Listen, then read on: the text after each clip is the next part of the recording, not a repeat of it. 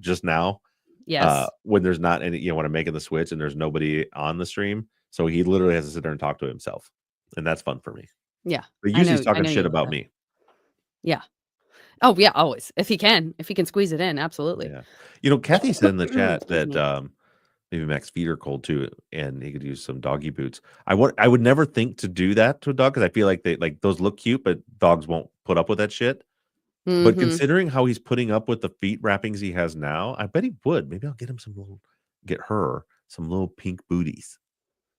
I'm really enjoying. I bought her a pink collar. She's got her a new pink collar. Yeah, she's gonna get her whole little outfit. Mm-hmm. Get her some little pink booties. Man, look, they make doggy Uggs. I'm sure they do. For Holy better or for smokes. worse, I'm sure they do. Yeah, somebody does. Okay, now you got Carissa, you got Liz, you got Lynn, you got Grayson, you got Veronica to talk to. Danielle's still here. Okay, I think that's enough people for you to converse with while I go check the plumbing in the other room. Yeah, great. I'll be right back. Great. Okay. This is the problem is that now I'm here just with you guys, but I also it takes me a long time to realize that I have to do the introduction when Zach's not here. Like it surprises me every time.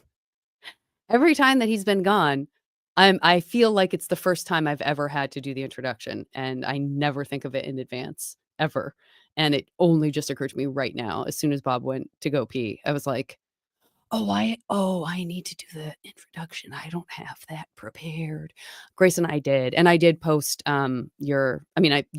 your question is definitely in the follow-up because, as you probably surmised, we don't have a ton of questions. I am so happy to talk about that. I don't know if Bob did. I know he hadn't, right, as of when they did the live stream last night, because Bob was talking about, wasn't he just talking about putting it out next spring or something? So he can't have known that they just did that. But yeah, that was very exciting. Like when a podcast hasn't been around for a while and then you hear that opening theme song, you're like, like, yes, I'm so like this. I used to hear this every week. It was kind of fun. What I missed? Now say it all over again. I was talking about Undisclosed with Grayson and co. Oh, I haven't listened to it. I was thinking about trying to get a hold of Robbie and seeing if her and Colin or just want to come on and talk about it. Are they fully back now, or was this just No. establish It the was new like feedback? it was like establish it back and then give a bunch of case updates. There was good news and bad news, as there always is. Seems like you're lucky if you get any good news, but and then they kind of talked about that they're planning on coming back certainly before the summer, but definitely like maybe I think they said like maybe April or May or something like that. Brooke in the chat said Yeah. probably in April. Yeah.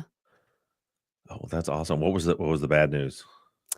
Oh, the bad news was, guys, I'm blanking because there are so many names and I listened to every season of Undisclosed, but the girl who was accused of killing her mother-in-law, like, oh no, was that, which was one? It was the one, there's a number of like good things and a number of bad things. Or was that the one where the two people were killed and there was like a dispute and they said, oh, it's that guy. I'm so sorry, guys. I'm blanking on everyone's name. I have like bad name aphasia right now. But they basically, this person is in prison for this crime. It was a big season for them. They did a lot of coverage on it, and he's in prison, and they did, Rabia did like someone else's podcast about it or something. Mm-hmm. And this girl saw it and she was like, wait, I know, because there's one really good suspect that they mentioned, like, this is a really good suspect. And Greg she was Lance like, case. that's is it? Okay, Greg. Oh yeah, Greg Lance. So this girl is like, that's my boyfriend's father. And she like goes to her boyfriend and her boyfriend's like, oh, my dad killed those people. Like he confessed to me, and it wasn't even a confession. He just was like, yeah, I took care of him. Like I killed them. Like it wasn't like he felt bad about it, like that kind of confession. He was just like, oh yeah. And then that guy never knew that anyone had ever been arrested. So he felt horrible and felt horribly guilty. And he came forward and, did an affidavit, like all that kind of stuff. And they presented all this, and the judge was like, Mhm, sounds really good, yes, okay, like, Rabia said the judge was so engaged, and it went so well, and then the judge ruled, and they were like, "Nope," denying all of it, they didn't find any of the testimony credible, just no, Oh, just wow. like, "Give me a fucking break. Are you Wow. kidding me?" Well, It I was, like, hope that multiple things in addition to that person saying, like, "My father 100% did this," and there's, like, good reason that he would've. yeah, Makes me nothing. so mad. I'm hoping that they're not I'm sure they're super busy. I'm hoping they're not so busy that I can't get them to come on and talk about what's coming up. Um, and, is in the new season, they're gonna kinda re-go over Adnan's case, aren't they? Yeah, and they gave some and they're gonna reveal the bombshell, and they gave some updates on kind of how he's doing and, that he's been teaching and he's married, and was married before he got out, Yeah. and that, yeah, he's been doing really well for the last couple of years, and, having all of this still up in the air is super annoying. Yeah, I'm sure. And we're 'cause we're still waiting for the Supreme Court ruling, right? Or Yeah. no. Yeah, is that what it is? We're waiting for a ruling from Well, No, no, they it's remanded in it back. limbo because yeah, and it's in limbo because Ivan Bates, like, they're like, he's in the position, they shouldn't have to worry about it, but she's like, "I don't wanna get too excited about anything Because they because also it's changed the judge. Yeah, they changed the judge, has to be heard by a new judge, and she's like she didn't say she was nervous, but, like, she was like, "It's possible that, like, you would think that it would be easy with Ivan Bates, but what if Ivan Bates is like, 'Oh, I have to recuse myself. Like, I've already made my opinion known about this too much,' or something like that." Like, Yeah, well, and I wonder always when he looking put for that ways s that could go wrong. he put that statement out a few weeks ago where he said that, he thinks that he served enough time regard it almost made Well, me that's feel what they're also pursuing the, like, he was a juvenile and the law he should have had yeah, time served anyway, so they're working on the two-pronged attack. yeah, Grayson said that's gonna be February 26th, they're gonna be ruling on that. Mhm. Yeah, and so but I wonder when I saw that if he's gonna be like, "Well, that's a good way to punt," is just to say, "Well, the conviction stands, but time served and he's done." Like, that might be the which would be, at least he's out and he's done, but it's like, No there's one still no cares about justice things for like this? Hay in Yeah. that. Yeah, So, that I can't I'm not that will be so infuriating. yeah. Alright, you ready to start this show? Yeah, yes, except that because you deserted me, I was talking to our friends in the chat instead of preparing an intro.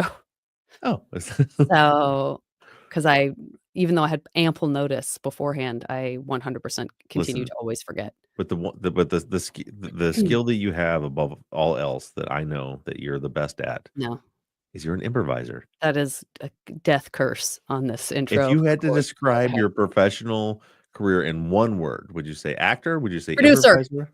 Producer? Well, I just came off Sketchfest. Yeah. Okay, what if there was another word? I'm not gonna say improviser. Podcaster. Podcaster. Producer, Podcaster. actor, podcaster, certainly not improviser. Mm. Okay, so I'm gonna end this pregame for people. Pre-gamers, we love you guys. Thanks for Thanks, tuning in. pre-gamers. We'll talk to you guys. Hopefully we'll have us we three next week. So this isn't a season. Is this just what should I just say Friday follow-up for your conversation with I've been CJ named that's from it's it season is. 16, episode 9. I thought so, but then I didn't see a season on Erica's follow-up post, but it was probably there and I just missed it. You might not have. I've She been a might not little have done it. busy. Now we say What goodbye again episode because I is didn't it? hit stop. Oh. Oh, I'm sorry. I thought I was safe to talk about that mumbo jumbo that no one cares about. Goodbye, Bye, guys. pre-gamers. Uh, Okay. oh, gross. Sorry. Yeah, so it's season 16, episode 9. That's just 2 more things I have to remember that I will get wrong. Rainbow Crimes, Rainbow Crimes. because I did know it as Beyond the Rainbow. Yeah. Rainbow Crimes, okay.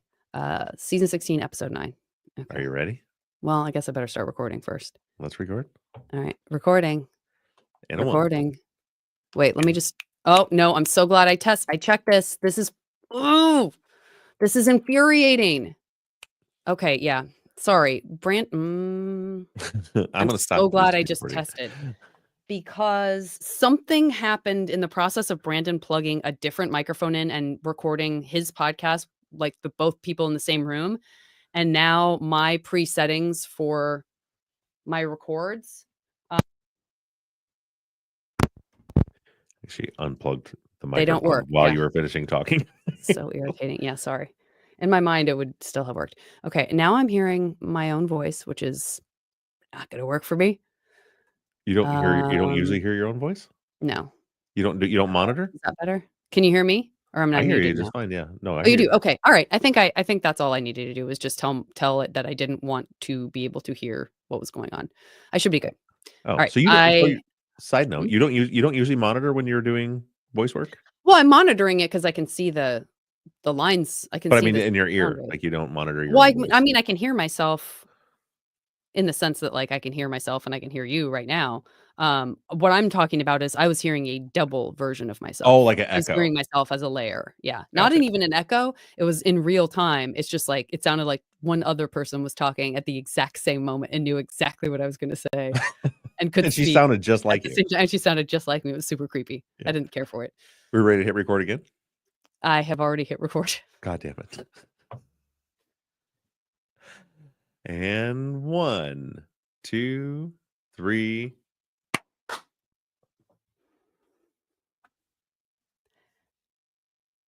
Ahoy, friends. You are listening to the Friday follow-up for season 16, episode 9. Fuck. 9? Yeah. Yeah, I didn't write 9. that down. All Yep. right. Ahoy, friends. You are listening to the Friday follow-up for season 16, episode 9, where Bob had a really interesting conversation with CJ from Rainbow Crimes.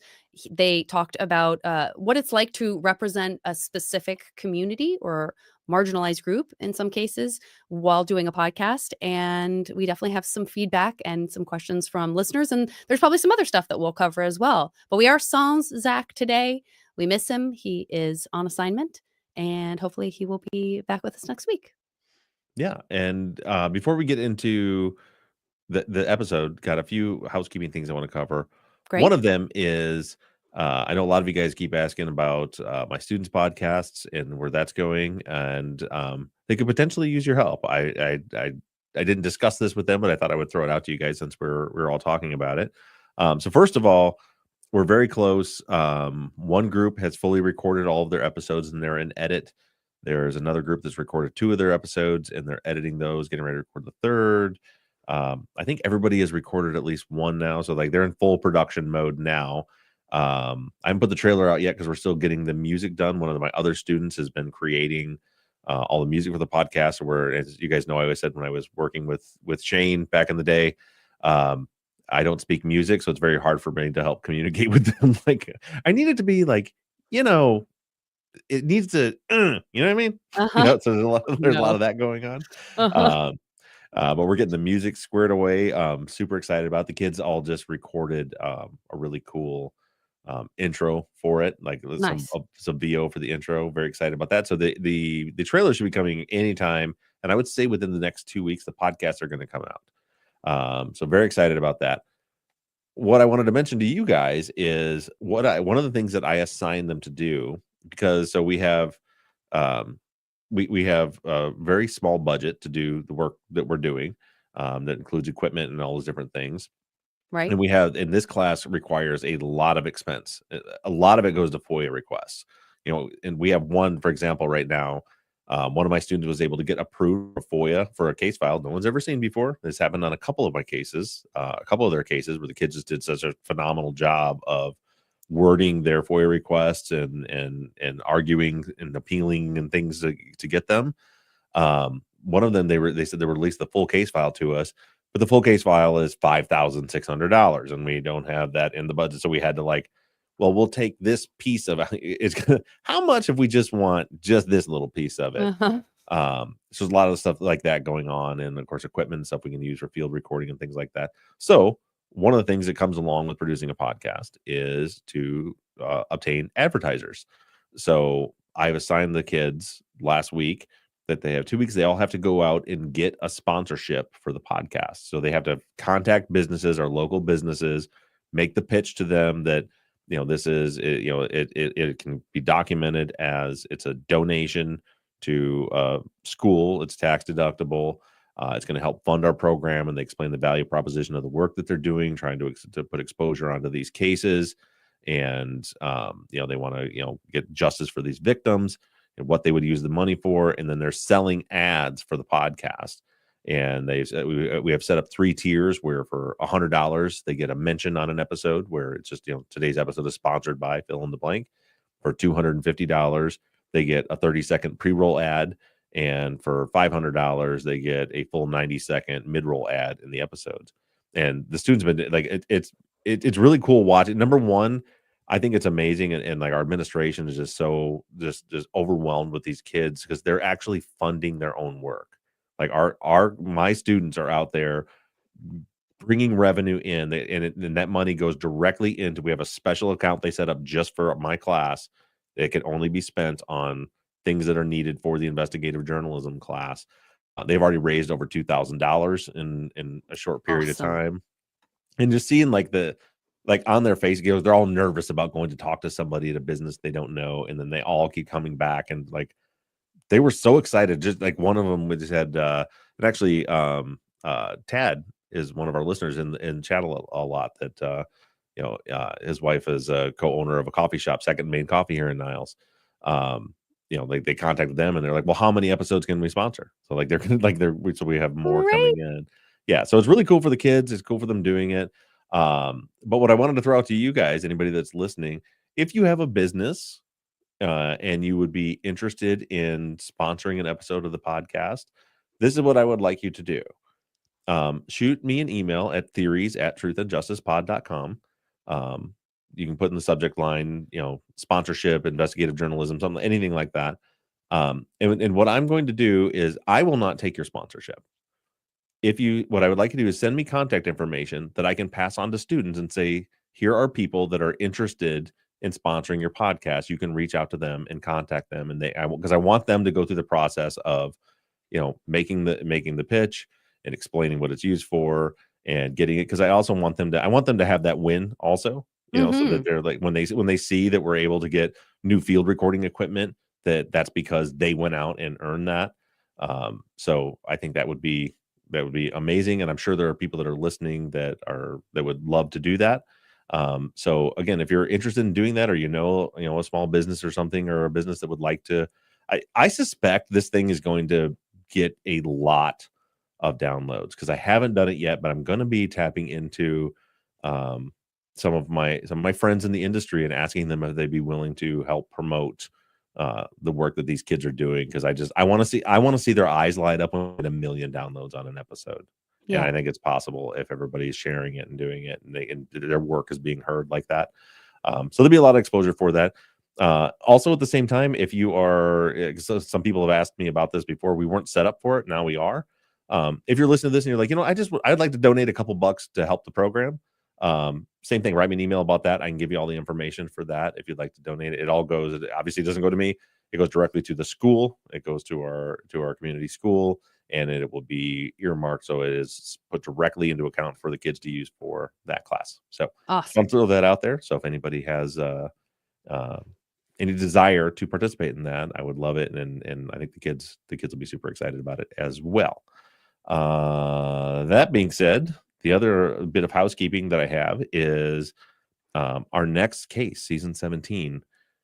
We have I'll call it a soft green light on Okay. it. All It, right. in that, so like the attorneys that were working the case were like, yes, let's do it. They talked to the individual in prison and they said, yes, let's do it. But then they had to go. The law firm had to go up to the council, whoever has to approve, what that looks like and what they're going to be allowed to talk about, what they're going to be allowed to share and whatnot. Got an email yesterday, and they asked me to send them our standard podcast release form so that they can see what that looks like, so they can work up the documents they need to work up on their end to send to me. So it sounds like we are going to be, I can't say 100% because we haven't got that back yet, but it sounds like we are going to be a go. And Erica has already read all of the trial transcript, all of the police files that we have, and just index those. And now she's in the process. Her assignment this week is to go through all the post conviction documents, and she's writing me up a summary so I can see like what's already been attempted Mhm. and what failed, what didn't, what and why it failed, so we have an idea of what we're looking at going forward. So we're in real good shape there. We're probably, if we got a green light today, I would say 6 weeks tops. We'll be ready. We'll be fully ready to go on our season 17 case, and it's another fascinating case. So I'm looking forward to getting into that. So, sorry, in the Well, let me chat. give you a soft congratulations for that. Thanks, right. And really thank both Erica and Dr. Nikki Jackson, who's on the show, Yeah, because Erica found the case and reconnected us with who had originally been brought to me by Dr. Jackson. awesome. Um, Teresa in the chat just said, "Does it have to be a local business regarding my students?" No, that was the thing. It's because it's going to be, this podcast will be international, so anybody can do it. Yeah, they could be from anywhere in the world. They can do it. For my kids, for like the standard stuff they're doing, I told them to go to local businesses here, because people that, local businesses want to, the idea of high school kids going out to like really try to make a difference in the world, and they've been so gracious and so happy to help support that. um Outside of there, not many people know who we are or what we're doing, but I know my audience, those of you that are listening, you do, and I know a lot of you like to support things like this. So that's why I opened that up. But I'm still going to make them do the work to get, even if you're waving a dollar bill in front of them, I'm still going to make them ask you for it. Okay. All Yeah. right. And if you don't have a business to advertise, this is your opportunity to do a really great prank advertisement on Bob. You could be like, IP Freely's Right. vacuum service. Yeah. Yeah, Maybe yeah, don't do that. yeah. Maybe don't do that. Yeah. Also, obviously, remember this. These are high school students advertising for a school podcast. So, no alcohol, no drugs, no guns, none of that stuff will be permitted to be advertised for. But again, too, but like you can just You can donate. just You donate. can, yeah, you can donate. Anything you can do to help would be amazing. And with that, okay. How do you want to do it, Janet? Because I feel like you probably have some thoughts on the doula episode from the week before, because we were really missing you last week. Do you want to talk about that first, or about the CJ episode first? Oh, well, I mean, I think we can sort of talk about both of them because, I mean, look, I don't know that I have like a ton of specific stuff to add other than to say that, it was just so heartening to, especially with the doula episode, but really hear about this reminder and this reinforcing that people are really trying to do from a micro level. We feel so overwhelmed sometimes when we talk about, I think all the time in a way, when we Yeah, talk about being up against a big machine, being up against a corporation, being up against a system, a broken system, but a system nonetheless, especially one that's kind of been hardwired into, practice, feeling like, what can I as one person do? And so that was just another very different, really interesting, very cool perspective coming in, saying, look, I'm having one-on-one interactions with these people. Now, of course, it's grown out to be more of a network and it's having more and more of an impact. But just the idea of like finding where the holes are to plug them up, or hmm, finding those opportunities and making more of a life for someone who, if we had like all the confidence in the world in the prison system, that might be a different conversation, but we don't.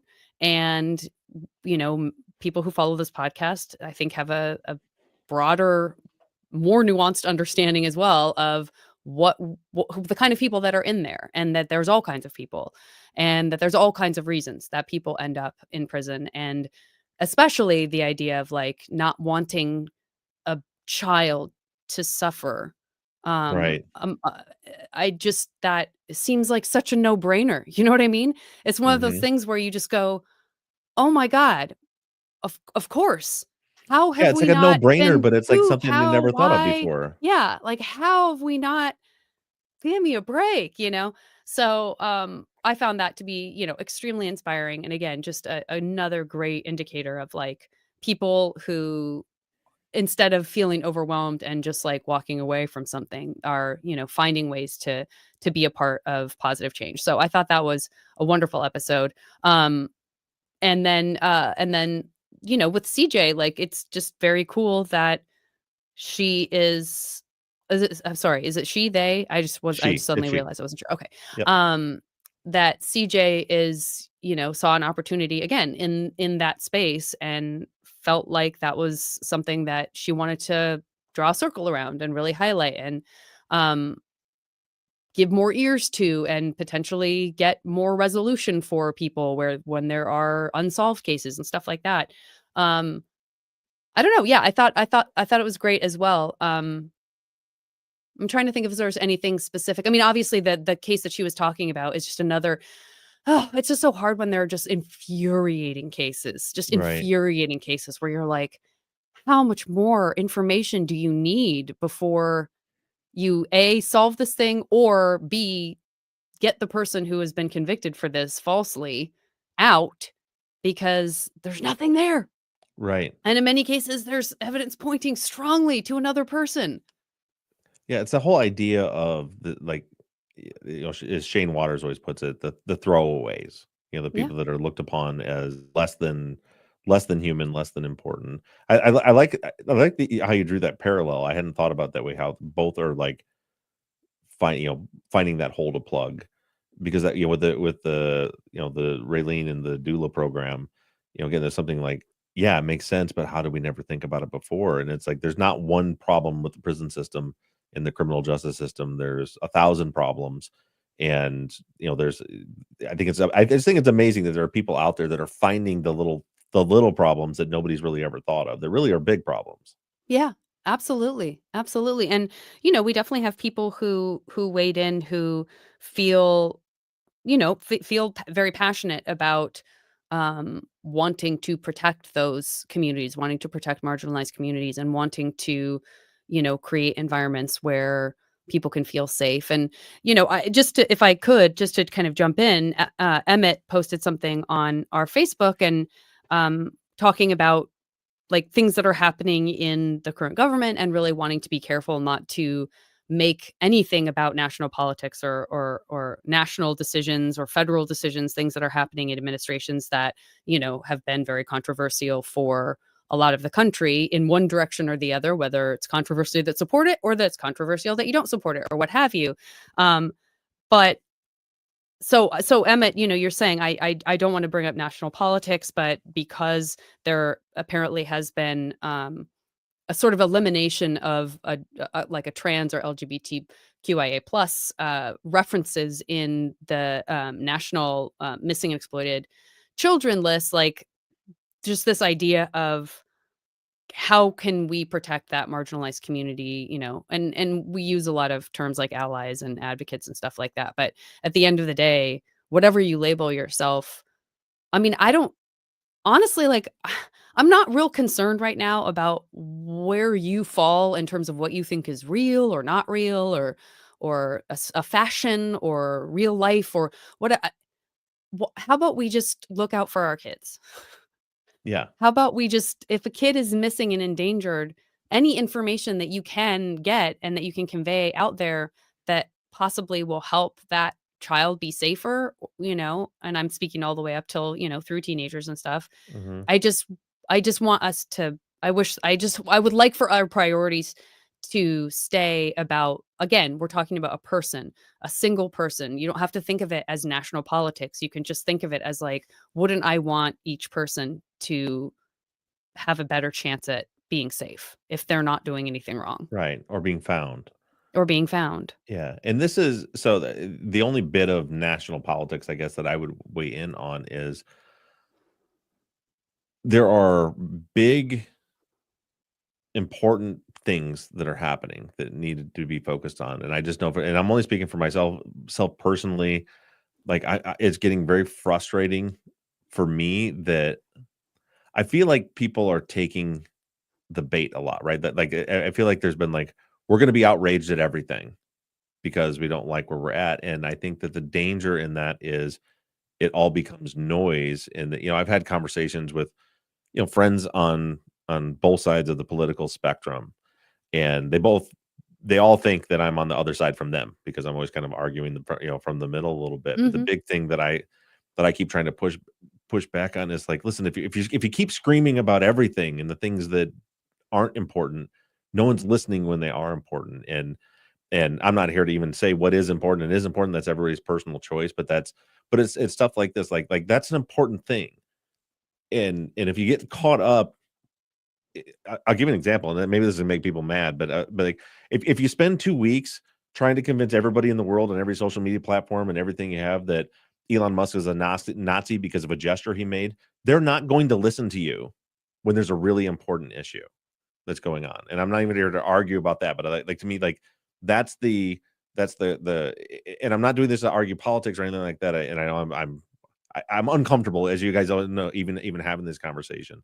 But that's where my frustration's coming in. It's like there are very important things that we need to be fighting, and that fight becomes moot if you're just fighting everything for the sake of fighting, and you're trying to make things important that maybe aren't important. Then we lose sight of what is important. So everybody for their own, wherever you're at in the political spectrum, that's up to you. But I just, my, if anybody gives a shit what I think about anything, is because of things like this, right?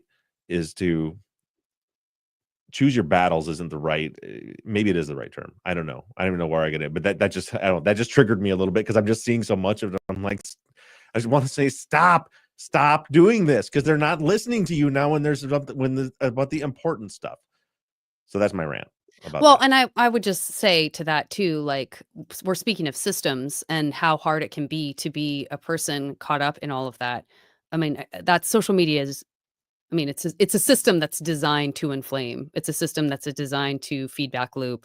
It's a system that's designed to reward saying every gesture means X and blah blah blah. And I Yeah. might have accidentally chosen the word X or the letter X on purpose. But that it just, that's, it's easy to get swept up in that. And again, yeah, to sort of be stuck in that loop and not be doing anything except like just getting angry or, and so figure out what's healthy for you and how you can spend your time in real time with real people, trying to impact that change instead of, I agree, like, getting swept up in something where you're just angry all the time and you Yeah, can't it's not good even for your mental really do health in anything for general. yourself or other people. Yeah, and like, for your mental health aspect, for one, exactly, you can't be angry all the time like that. It's just not.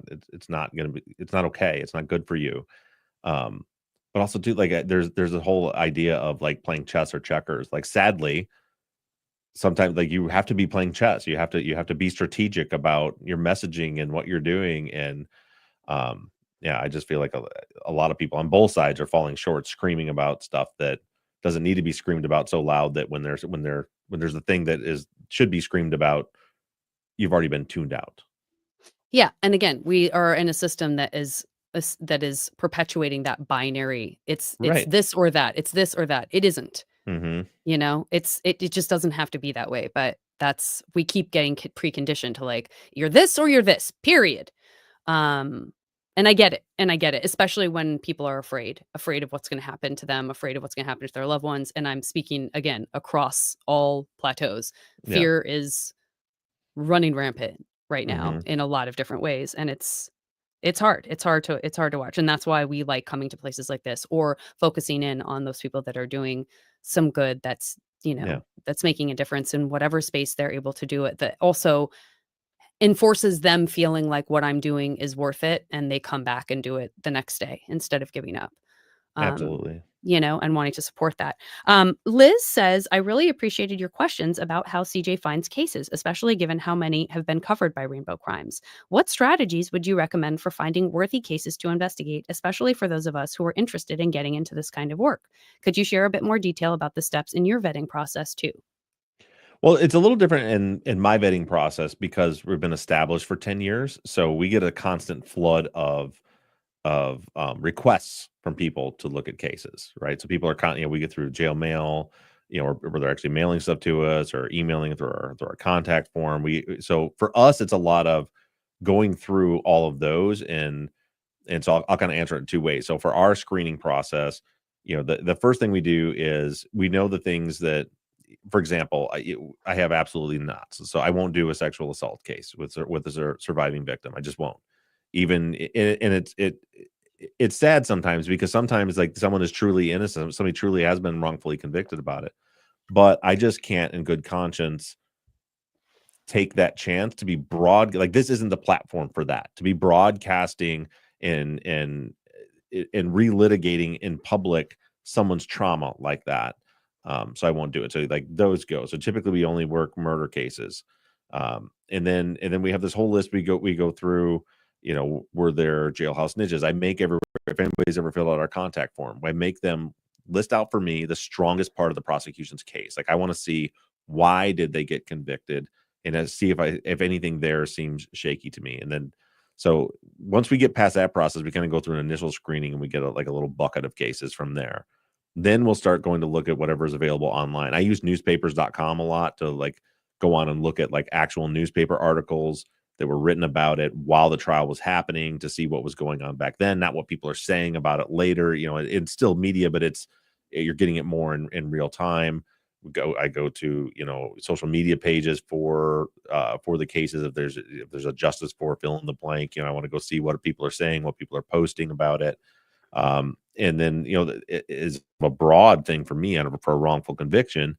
I'm looking at, okay, what I want to do is really hone in and examine the state's case.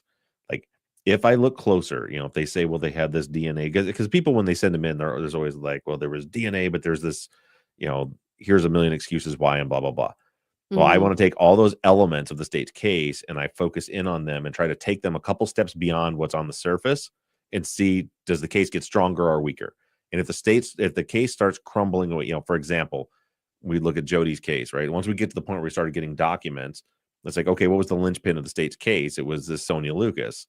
Sonia Lucas gave this testimony, this dying declaration. So we start honing in on that. Okay, now I see, she first said she didn't see anything. For 6 months, she said that, and then she eventually changed her story.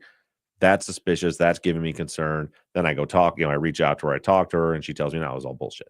Right. So um, there's that process but that's for me when they're being submitted to us.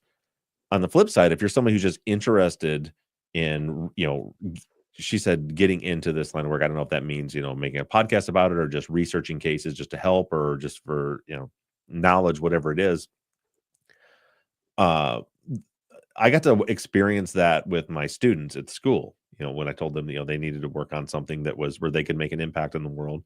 And so they kind of taught me a little bit about that, how that, there was 36 of them. And then when they found the cases that they decided to work, a lot of them, they went to, most states have like a cold case database.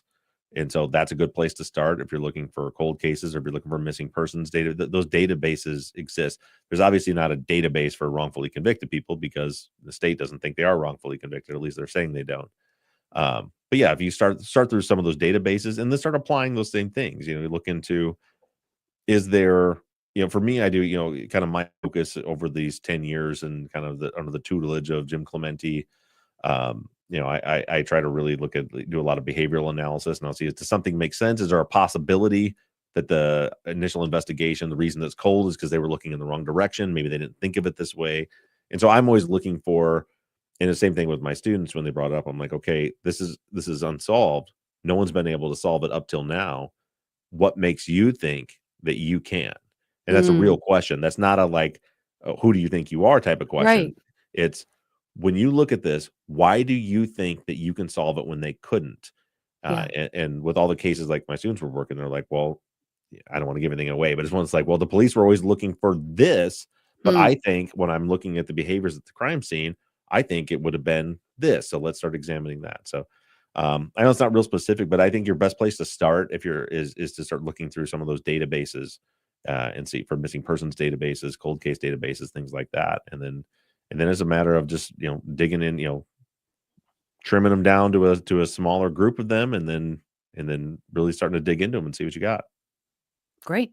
Well, obviously, there's some overlap with Jody's case and with the kinds of things that CJ covers. Pam says, have you thought about asking CJ if she'd want to do an episode on Jody's case? It might be helpful to get it out to another audience. You never know who might know something. That's a really great idea, and I don't know why I didn't think about that when I was talking to CJ. I saw that comment, thought, "What an idiot." Like, why didn't I think about it? So I am gonna reach out to CJ and give her the information about Jody's case and see if she'll feature it, because I think that, obviously, it's a perfect fit. Um, and I keep stressing this, but man, I really feel like that case is gonna have a happy ending this year. I just feel it, and So exciting. yeah, when Jody said that the CIU went there to talk to them, Yeah, I mean, it's that's just a big like, deal. "Oh my god, this is like something's happening. Something is Yeah. actually happening here." Yeah, for sure. Well, and Tony asked, is there an opportunity? Will an opportunity present itself for us to actually hear from Jody themselves again? Um, Yeah, and so Jody's case has been a weird one for me because we never if you notice, we never had a big season finale episode, where normally I would have, like, the right. convicted person on and then some family member stuff is in, but it's because of the CIU's involvement. I so, like, my first and foremost, my number one priority is that justice is served. And if we have the conviction integrity unit actively working on the case and actively trying to do something, I'm not sticking my nose anywhere near it because I don't want to take it. I don't want Jody to come on and do an interview with me and I say something or they say something that's going to jeopardize something or cause political problems. Or I'm not saying that they would, but I'm just so like I haven't talked to Jody. It's the same thing with, like, Jesse Eldridge. I haven't talked to Jesse in long. There's a lot of stuff happening in Jesse's case right now that's super exciting. And I feel bad because my phone rings. So I can never tell because because of the connection. I don't know who's calling me from prison Mhm. always, and the voicemails don't tell you. But, like, I mean, most time I'm at school and I can't pick it up anyway. But, like, I don't want to answer the call because I don't like. I feel like we're Jesse's case too. I feel like we're approaching the finish line, and I'm not about to trip anybody right before we Right. get there. Like, I like when we get good news and it's all said and done with, absolutely. So with Jody's case, Jesse's case, yeah, you'll be hearing from them absolutely. But right now, so there's conviction integrity units working on both of those cases, and so so both of them, I'm just especially like Jody seems to be moving very fast. And so I'm just in the CIU when I talked to them were amazing. They were great. They all that they just said please don't go out and interview. And what I really liked about the people that I spoke with at the conviction integrity unit in Michigan at the AG's office was like they were very open to, she told me, she's like, listen, I can't tell you what to do. I'm not trying to tell you what to do, but you seem like what your number one priority is that justice is served here. So what I would ask you to do is not, be out interviewing, doing stuff right now because Mhm. we have investigators that are out there doing that right now, and we don't Right. want, if somebody because there's those times where you catch somebody that's why, Janet's been with me when we've done it in real life, together. Like, I like to go knock on doors and not make phone calls because you knock on a door and somebody you catch, they're not expecting it. They don't have time to think about it and they're open to talking to you because so many times it's after that conversation, give me your phone number and I'll talk to you later. And they're Mhm. fully willing to. And then they get a day to think about it and they're like, I don't want to talk anymore. Right. So I don't Right. want to be the one that knocks on the door and then the conviction integrity unit be the one that can't get a call back. So Yep. that's why you haven't heard from Jody. That's why we haven't been, doing any of that stuff with Jody's case, Jesse's case, and stuff. Is because things are happening. Yeah, and, like you said, it's very cool to know that that work extended all the way to Jody, and it's a very different we've been in positions where, like, we've wanted to cover something, and I have in my own life, as you know, from the Right. case that I always want that if you talk to the police, they're like, "No, we're actively working on this, so we'd appreciate it if you wouldn't stir things up because we're actively Right. working on it." That can mean something very different when it's, a cold case that the police are like, "No, no, no, no, we're on it. Please don't talk to anyone because we're on it." And you're like, "Are you though?" Yeah. So That's this is that. a very different version of that where you're seeing it's a different unit. I'm It's a seeing different, actions that happening the right now. purpose of them existing is exactly this reason. And it's very exciting. Yeah, because there is that other piece of it. Because like we've seen this with like the cold cases my students are doing. There's some of these FOIA requests that they're getting that nobody's had before. It's the party line has always been this is an active case. It's an active case. We're not turning over any documents. And they were able to through you know the, through how they were approached and written and pressure whatever it may be to say okay, we'll give you a crack at it. Which I think is cool on the part of like the Michigan State Police, the files that Yeah. they've turned over us. Like they know these are students that are coming in and asking for these files that they've never allowed anyone else to have, and they're like, "Take a crack at it. Let's do it." That's so cool. I can't Yeah. wait. That's really, really cool. Just change the subject a little bit. Grayson wants to know if we checked out the recent undisclosed episode that dropped. Um, I think you and I talked about it a little bit in the pre-show. You haven't had a chance to listen to it, but Yeah. I did. And Robbie and Colin they're coming back. They Oh, gave a exciting. bunch of updates. There are so many, honestly, you just kind of need to go and listen because they covered a lot of ground and there's been a lot of movement in a lot of cases that they've touched in one way or another. Some of it's great news, some of it's we don't know news, some of it's bad news. But it was really good to hear their voices again. Of course, they talked about Susan and all the good work she's doing as well. And I'm excited. I'm excited to have them back in my ears. Yeah, me too, and it sounds like from the chat seems like the consensus is that they're planning on coming back probably around April, and that they're Mhm. gonna be re-examining more of Adnan's case from a different approach when they come back. The bombshell's coming, that's gonna be Yeah. released. No, Um Rabia definitely, Rabia was like, I want Rabia. She's like, I need to talk about some of the stuff that didn't make it into the documentary." Like, Right. she's clearly got a lot of tea she wants to spill, Oh, so she's I'm been here on for it. Colin about that. I've been privy to private conversation about that bombshell where she's let's just put it out there." And, Yeah.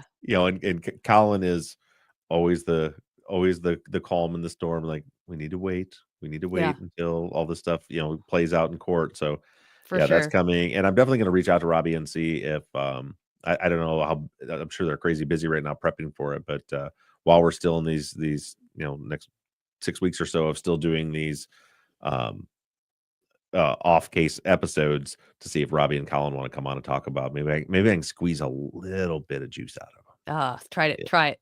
I'm Yeah. all please, please try it. Speaking of squeezing out juice, from people who are kind of experts in specific cases, I know that you invited people from Patreon to be a part of your recent conversation with Bob Mata, which I believe is going to be this upcoming Sunday's episode. But for those of us who were savvy and so excited about it that we already listened, um, we're chomping at the bit for the next follow-up. So I need everyone to catch up. I need that episode to Yeah. get out, and I need us to get on that follow-up so we could talk about that as well. I was genuinely well, I'm sure you heard it, well, you said because it was a live, so and by the way, if you guys aren't patrons, besides you get the extra pregame episode for an hour and the video stuff, you also get to watch live and participate and get early access to all these interview episodes before they come out. So did you watch it or just listen to it? No, I was behind. I think I was behind like 20 minutes. I couldn't Uh-huh. get to it until you guys had been going for 20 minutes. So I started and went through from the beginning because I didn't want to jump in midway. So I was Right. listening that far behind the whole time. And yeah, I mean, it continues to be fascinating. And I mean, there was some stuff that I was like, I might push back on some stuff. I mean, it's just which, it's just it's a real puzzle.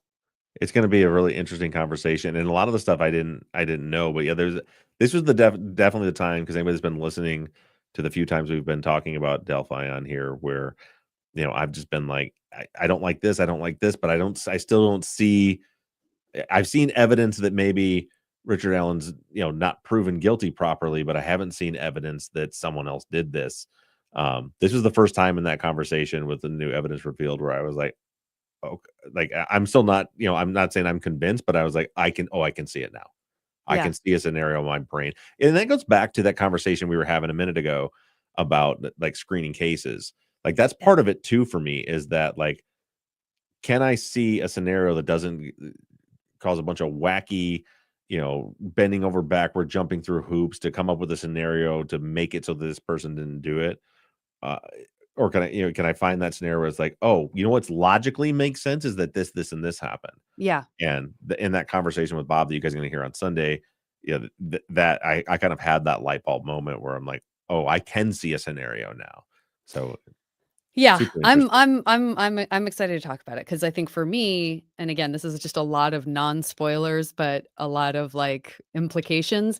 There were some things that some of that happened for me, but then some of it just opened more questions, as often happens with stuff like Mhm. this, where you're like, okay, fine. Like, I see that, but now I have these 5 questions that I will have to have answered Right. for the thing I just heard to still be possible. You know what I mean? Oh, it's a lot. It's a lot. So I'm looking forward to that episode. I'm going to listen to it again. I'm absolutely going to listen to it again before we do the follow up. So it's fresh in my mind. I probably will too.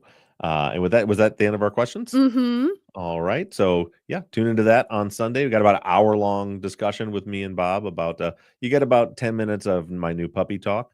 And the It's worth it. yeah. Don't cut that out. It's great. Yeah. And then 50 minutes of Bob and I talking Delphi. And I think it's pretty fascinating conversation. Just tune into that on Sunday. We'll be right back here next Tuesday night, filming or recording live for the follow-up on that. That'll air for those of you that can't make the live. It'll air on Friday as usual. Can't wait to talk to you guys. We'll see you next week. Bye, everybody. Bye, guys. Bye, guys. Ah, Oh, yes. you did such a nice job of transitioning to the end in the night, and I was gonna go with it, and I was like, "Oh, what if I'm wrong?" And then I say, "All right, bye, guys," and you're like, "I had one more question," which is stupid because why You're would like, you "Is do that it? that? Like you Is would that never all?" do that. That would be so bad. Yeah, I should have went with it. Yep. Maybe Erica will Yep. make me sound smarter than I was. Oh, I'm while sure we're she going will. and give that puppy some love, maybe take it out, try to get a little poopski out of her. Get a little poopski. Yep. You know what was cracking me up though is your segue, that professional segue from you saying, "Speaking of squeezing juice out." I know that was so I Did you wished see I how could hard I was undo trying that. not to laugh? I wished I could undo that. As soon as I said it, I was like, "Why would I repeat that term? Of everything I could have repeated, why? Why? Why would I choose that? I'm gonna pluck that up. And I went in I'm this gonna like say it roller coaster again." where I was like, "Wow, that was a great segue." I'm like, "Wait, no, what? The fuck do you mean squeeze juice?" I picked up the ball and I just ran it out of No. the stadium and just down the street. I Turns did out not maybe help. Zach's the adult in the room. Maybe that's what's Yeah, we missing. take turns. I think it works because we take turns. Yeah. Yeah. That's my theory. All righty, guys. You guys in the chat, we love you guys. We'll talk to you later. JV, love you. Love you, And buddy. we'll talk to you next week. Bye, Thanks, everybody. everybody.